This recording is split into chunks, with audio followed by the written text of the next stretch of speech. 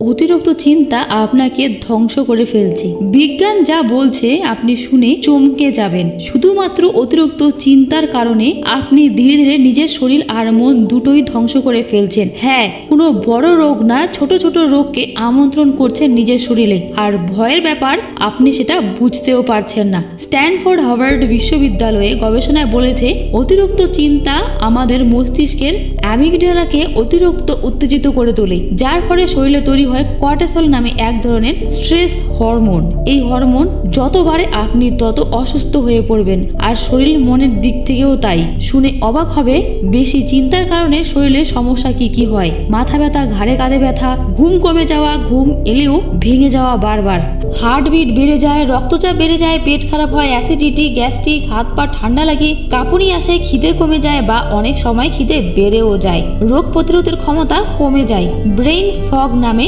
ঝাপসা ভাব হয়, মনোযোগ কমে যায়। এইগুলো হয়তো রোজ অনুভব করছেন, কিন্তু হালকা ভাবে নিচ্ছেন। কিন্তু এটা যে কতটা ভয়ঙ্কর হতে পারে, যুক্তরাষ্ট্রের ইয়েল ইউনিভার্সিটি এক গবেষণায় দেখানো হয়েছে, যারা বেশি রুমিনেশন করে, মানে একই চিন্তা বারবার করে, তার সমাধান না খুঁজে ডিফল্ট মুড নেটওয়ার্ক অতিরিক্ত অ্যাক্টিভ হয়ে যায়, যার ফলে মস্তিষ্ক বিশ্রাম নিতে পারে না, কর্টিসল ওভারলোড হয়ে যায়। হার্ভার্ড মেডিকেল স্কুলের গবেষণায় অনুযায়ী অতিরিক্ত কর্টিসল ব্রেইনের হিপোক্যাম্পাস মানে স্মৃতিশক্তির কেন্দ্রকে ছোট করে দেয়, ফলে মনে রাখতে কষ্ট হয়, ভুল হতে থাকে বারবার, আত্মবিশ্বাসও কমে যায়, মস্তিষ্কের ডিসিশন সেন্টার ব্লক হয়ে যায়। মস্তিষ্কের কাছে আসে পারফরমেন্টাল কর্টেক্স, যেটা আমাদের চিন্তা, বিশ্লেষণ ও সিদ্ধান্ত নেওয়ার জায়গা। ডক্টর ইথান ক্রুজ বলেন, অতিরিক্ত চিন্তার ফলে পারফরমেন্টাল কর্টেক্স চাপের মুখে পড়ে যায়, আর সিম্পল ডিসিশন আমাদের জটিল মনে হয়। WHO সূত্রে জানা যায়, কোভিড-19 মহামারীর প্রথমে এনজাইটি, ডিপ্রেশনের পরিমাণ 25% বেড়ে গেছে। বিশ্ব স্বাস্থ্য সংস্থার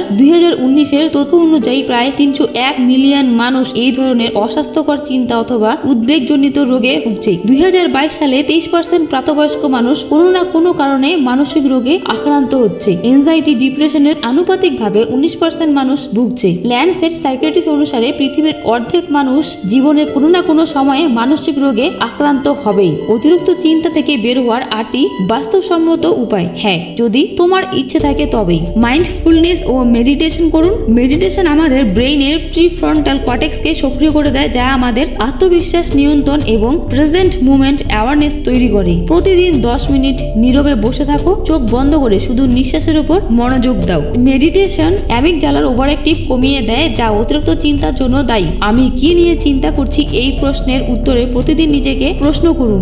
শুনতে অবাক লাগলেও যদি চিন্তা কমাতে যান, তাহলে চিন্তার জন্য নির্দিষ্ট সময় বের করুন। শুধু তখনই সমস্যাগুলো ভাবুন, বাকি সময় মাথায় ভাবনা আসলেও না বলে দিন। মনের মধ্যে আসলেই সঙ্গে সঙ্গে পজিটিভ কথা ভাবুন, এতে ধীরে ধীরে ব্রেইন সিগন্যাল দেবে এখন না পরে। এভাবেই আস্তে আস্তে চিন্তার সময়টা কমে আসবে।